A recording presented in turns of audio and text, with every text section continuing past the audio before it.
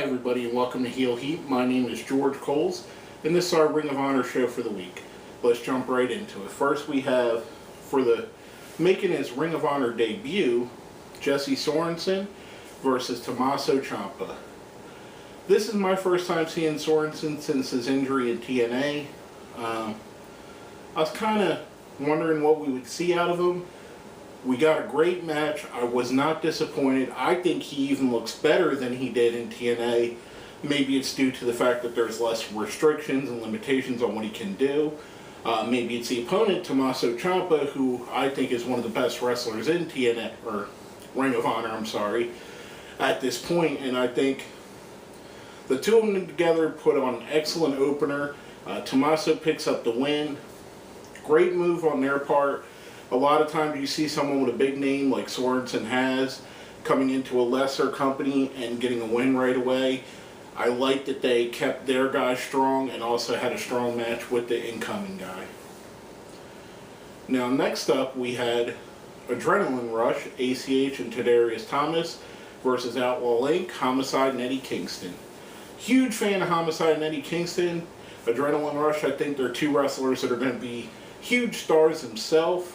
I really enjoyed this. I liked the video package showing some of Outlaw Inc.'s doings recently.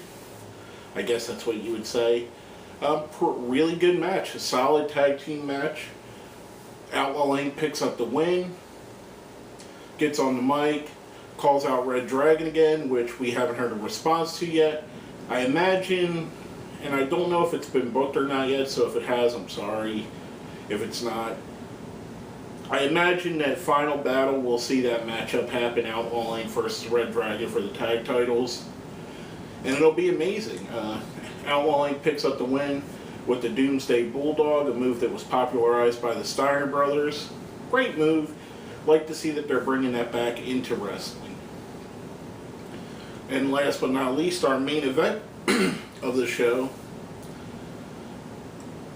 I'm going to go on record right now as saying, and I know we have more than a month left in the year, this was the best televised wrestling match of 2013.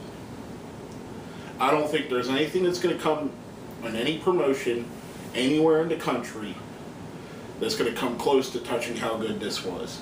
We had Paul London versus Roderick Strong, an absolute amazing match. There were several times during the match where my jaw dropped in amazement.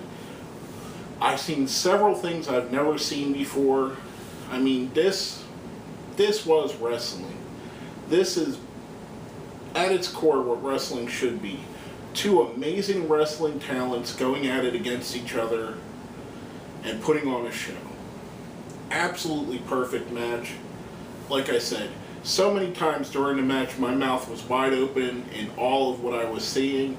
Paul London, absolute aerial master. Roderick Strong, absolute master of the backbreaker. I'm still in shock at how good this match was. I mean, I expected it from both guys. Both guys are tremendous talents, don't get me wrong. It's not a surprise. But the level of artistry in this match, I think, has been unmatched in any wrestling promotion this whole year as far as television shows. This was absolutely perfect. This is what Ring of Honor is all about. I felt like when I was watching it, I wanted to get up and give it a standing ovation sitting in my room by myself. Absolutely amazing match. Please, please, if you don't normally watch Ring of Honor, go out of your way to watch this, because this will not disappoint you. Now, there's another thing I wanted to talk about that happened during the show. Steve Corino returned to commentary. As much, I'm not a huge fan of Kevin Kelly, I almost called him Kelly. However, I think Steve Corino and him work together very well. Steve Corino plays a perfect heel commentator. He harkens back to the days of guys like Paulie Dangerously when he used to do it as Paulie. doing it in WCW. Guys like Jesse the Body Ventura, Bobby the Brain Heenan, Jerry the King Lawler before, probably I would say 96, 97, when he was actually still a heel and not Mr. Puppy's guy. And even nowadays, JBL is one that's good at it as well. But Steve Corino played this role perfectly. He brings absolute credibility to the table with his wrestling background and his wrestling career, as well as that X factor that I think has been missing from Ring of Honor commentary. And don't get me wrong, I love Nigel McGuinness, I love Prince Nana, I love some of the guys that have been there to do it other than him.